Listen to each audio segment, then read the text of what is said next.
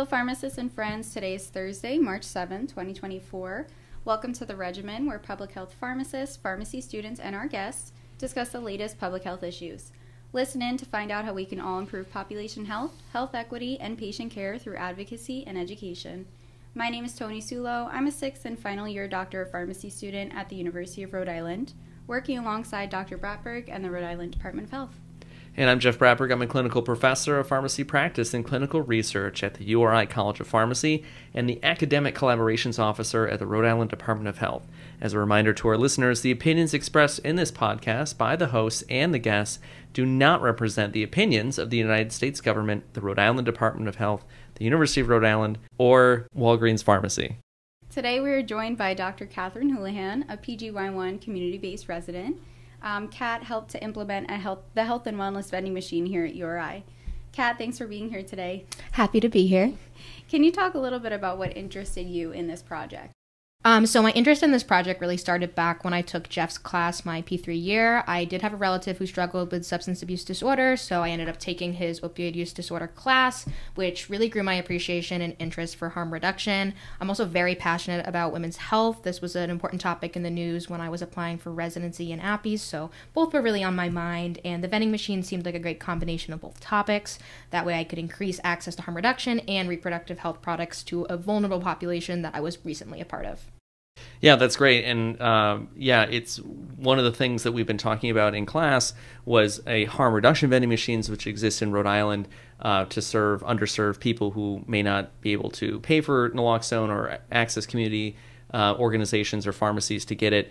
Just as emergency contraception is often locked at community pharmacies, it's available here at health services, but we wanted another way to sort of increase access to a whole spectrum of health and wellness products. And more on that in part 1. So if you haven't listened, tune into that. So Kat, can you give us a summary of your study? Yeah, absolutely. So we did this study prior to the activation of the vending machine. So we reached out to students prior to everything really getting up and running and wanted to find out more about what they wanted, what they usually used or what products they've used in the past year, and what they were having trouble accessing. So those were the exact questions that we asked. We asked, what did you lose in the past year?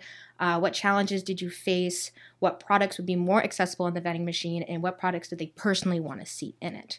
We also included a free response to see if there was any additional products that they would like to see in the vending machine. And then that gave us a good picture of what they really wanted to see around the time we actually got to activate and implement it. Yeah, I think it's important when we started talking with the students last spring and I got funding to pay for the vending machine and move it and stock it with these products, working closely with health services and the director and Jess Green and Jen Hodgson and others. We had this idea of, well, we want, naloxone and fentanyl test strips in it. We want emergency contraception kits and pregnancy tests and safer sex kits. But really, this is sort of an optimal idea where we could survey students about what they want in it so that we actually stock the things that they use and or things that they have barriers to. So it was really ideally timed and actually the first survey of its kind. Yeah, it was really interesting to see this new type of research. I didn't see myself kind of doing this when I first got involved. I thought I'd be looking at what students were using and tracking that data over time. But to see it prior to activation, I think we learned more about students prior to even having that resource. And I'm sure down the road we could do a similar survey where we see now that they have this resource, what additional products would they like to see? And I think what's interesting is that we've developed a system. It's important that, lots of other pharmacy students were involved in figuring out where does it go. It's a 24-hour access in our 24-hour protected room. There's cameras that show who goes to the machine, but nobody's recording what's at the machine. So it's in a relatively sort of semi-private area. And so we really thought about where it should go, what products should be in it. Very collaborative effort. Kat's residency director and my colleague, Ginger LeMay, a frequent visitor here on the Regimen, frequent guest, really worked to decide about what kinds of self-care products, what kinds of products we want in there, what's the pricing. But what's great is the machine allows us to document sort of when products are being dispensed, and we keep track of what's being gone. And it's being used. I mean, it was actually being used before it was even advertised. And so I think it's encouraging to see that clearly there were needs here and those products are being used. Jeff, speaking of that, do you have any updates on anything that has been used recently? We talked about how Plan B has been used very frequently, but just to check in, do you have any updates? Yeah, I mean, we see the and again, importantly, the students are anonymous. That we just know that a product was dispensed at a certain time and what the cost is.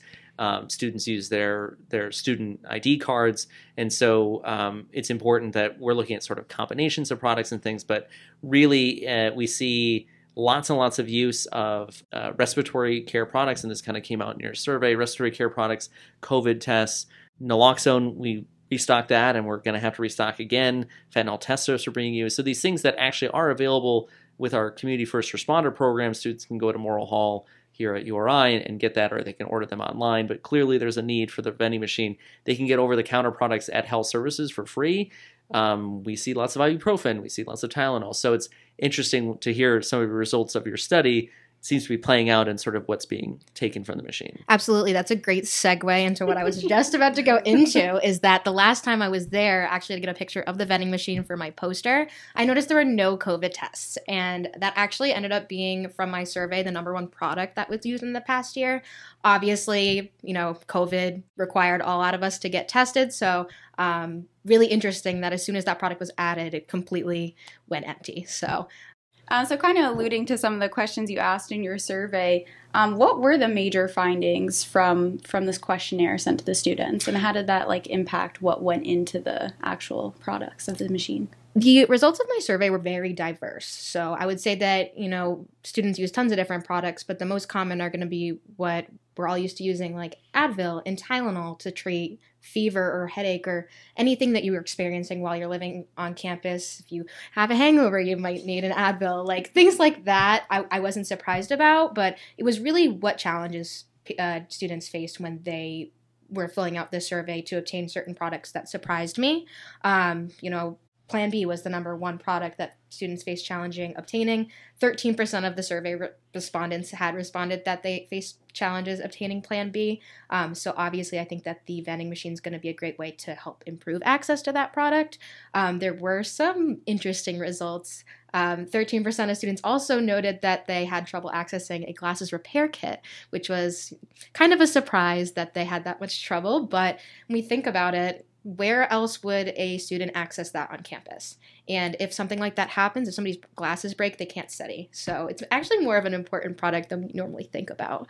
In terms of some of the other questions, a lot of people had mentioned that it'll be easier to obtain products like Plan B, COVID tests, masks, pregnancy tests, and even Advil and Tylenol, even though it is pretty accessible on campus. Maybe students just don't know about the services they have at health services or about the different locations on campus other than health-related areas that they can access these products. So I think that even though we think of Tylenol and Advil as being something easy to access, I think that as pharmacy students, we have a greater knowledge of where we can access this stuff. So getting that to other students who are facing challenges is very important as well. And I think I'm just going to give just a little background for all our international listeners. Anyway, no, people who live outside of Southern, who go past the towers here, yeah. Southern Rhode Island, which is not Tony, but it is Kat and me. So health services has no cost over the counter items, and those items were what we chose to put in the machine. We charge a nominal fee just in terms of a restocking fee, essentially. So it's 10 cents for those things. It's free at health services. But again, tracking when things leave the machine, it's at times when health services isn't open, or it's even, there's a pharmacy that is, I don't know, half a mile away from where people live. Yeah. And that's sometimes it's just literally too far to go. So when we chose the library, it's sort of centrally located on campus.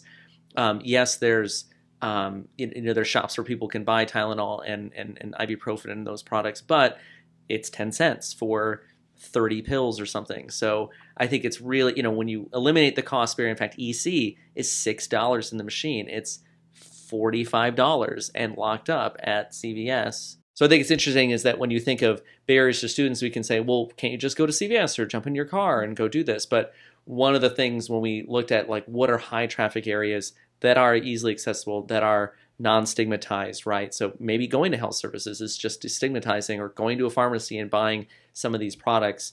I think it was the whole goal of the vending machine was to say, give people access to things. Let's see what's useful. And we just had the student newspaper did a story on it, the 5-cent cigar. So I think we're, as we market it, we're seeing many more people accessing things in the machine again, which points to your results, maybe coming true.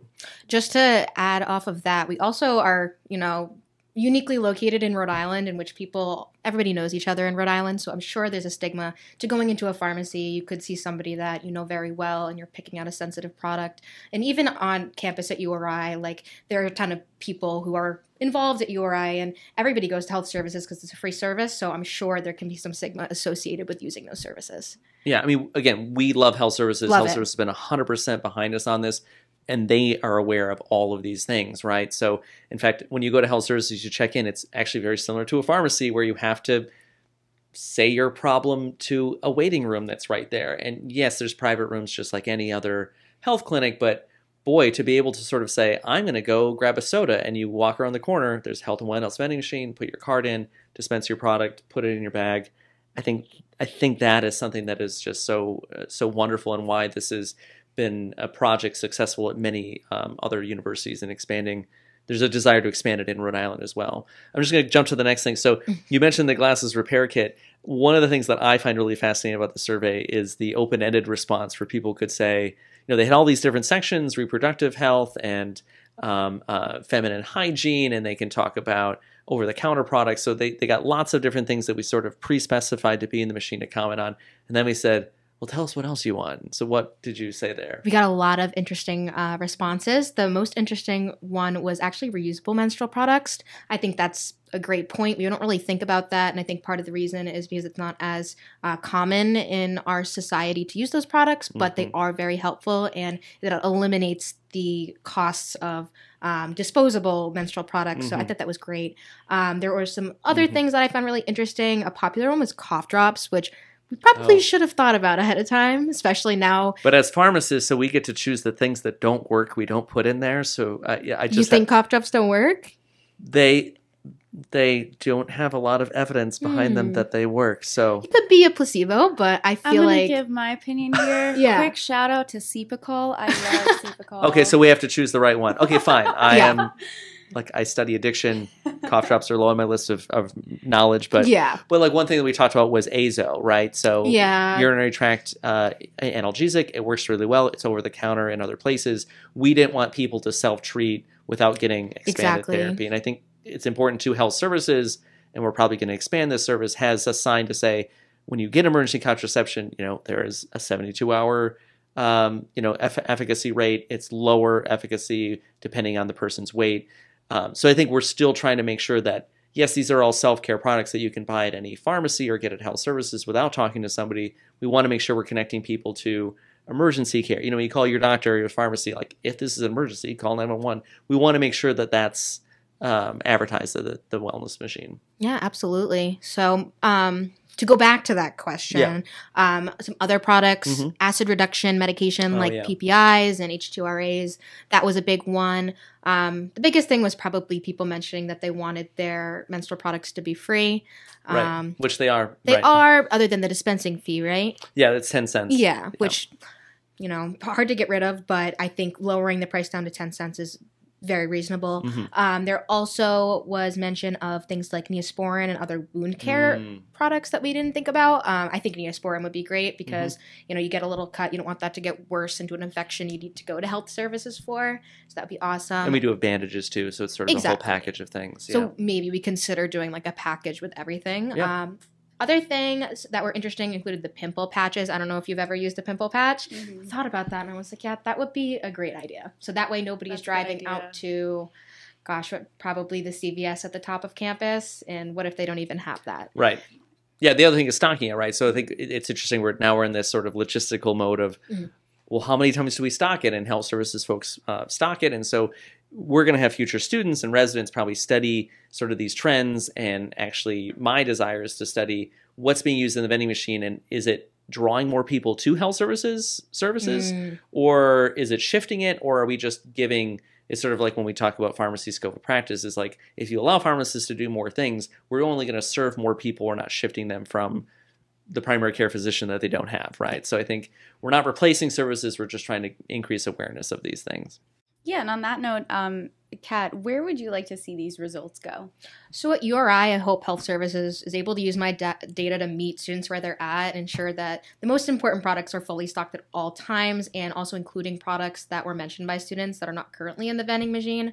For example, there are no internal or female condoms in the vending machine right now, although 61% of survey respondents felt a vending machine would make it easier to obtain.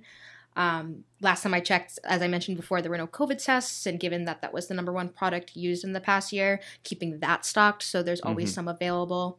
But when we think about it at a higher level, I would love to see another large system or university do a similar study and get more information on what students want to see prior to activation.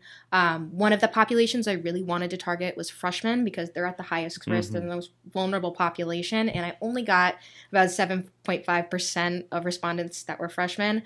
So I'd love to see somebody specifically target that population and get more information on what they would like to see, what they have issues obtaining when living on campus in the dorms. Maybe at the student orientations in the summer prior. Oh, They yeah. can fill it out when they're there. Lots of things we can do. We'll keep expanding.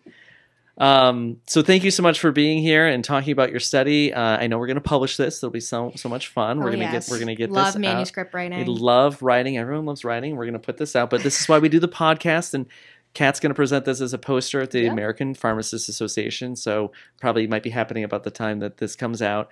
Be sure to follow us on social media to hear all about all of our Regimen episodes at PharmD Pub Health. That's Pharm as in pharmacist, at PHARMD Pub Health on Instagram. Connect with us on LinkedIn and turn on your post notifications so you never miss an episode. Smash that subscribe button now. You're listening on Spotify, Apple Podcasts, YouTube, Amazon Music, wherever you listen. There we are, and make sure you find out about all our new episodes. Thanks so much.